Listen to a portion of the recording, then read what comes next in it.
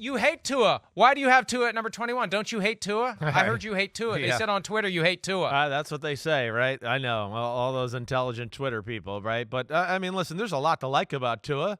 Do I still have questions and need to see more? I mean, okay, yeah, I do.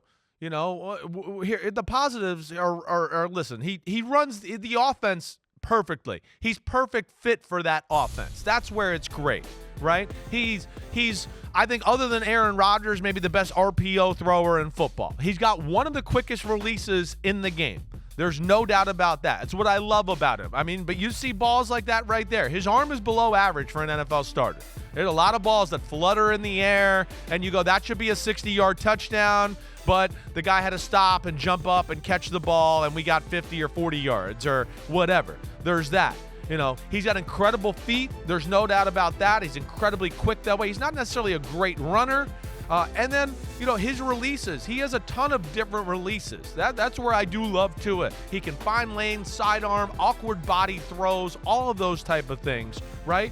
But, you know, when the tricks of the offense are taken away and there's, you know, things that Mike McDaniel doesn't serve up for him a little bit to a degree, his below average arm and what I'm talking about and his size and throws with the pocket collapsing, it doesn't create much. It doesn't.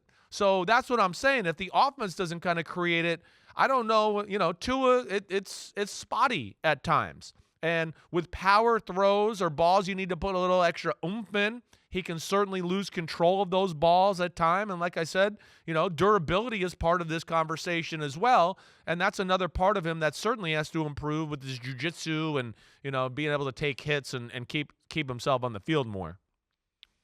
It has to be. It has to be. Right. The best quarterbacks are available to their teams every week. You can't be a franchise quarterback and not be on the field. And we had 3 concussions, well, 2 concussions, and a back injury last year.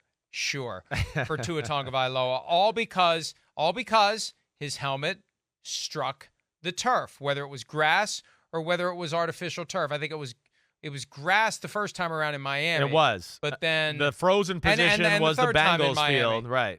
That was when he was in the fencing posture. That happened on artificial turf in Cincinnati.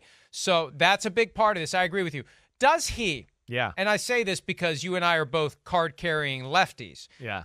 Does he get perceived differently because it looks weird when a lefty throws the football? I don't think so. You know, it is weird to see. I mean, there's so, you know, he's the only lefty, I think, in football right now, right?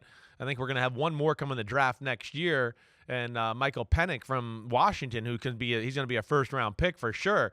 But, you know, hey, there's always an adjustment with the lefty. It doesn't look weird. I mean, I feel like, you know, again, I'm a lefty. I got a trained eye. Right? You know, like I said, lefty, not whatever. The releases are quick. They're creative. I love all that. He can have his feet cockeyed and still make a nice little accurate 5-8 yard throw that's impressive.